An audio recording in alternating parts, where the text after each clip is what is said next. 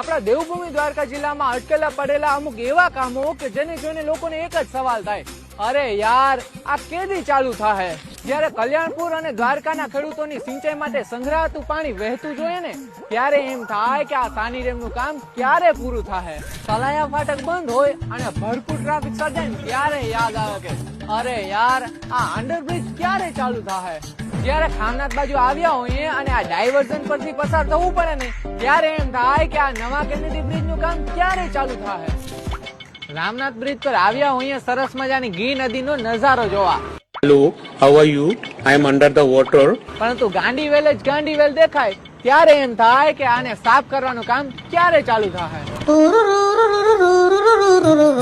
કમરની massage કરવી હોય ને તો રામનગર રોડ પર આવાય, પરંતુ આ જયારે મસાજ ઓવર થઈ જાય ને ત્યારે યાદ આવે કે આ રોડ તો મંજૂર થઈ ગયું, પણ હવે એનું કામ ક્યારે ચાલુ થાય.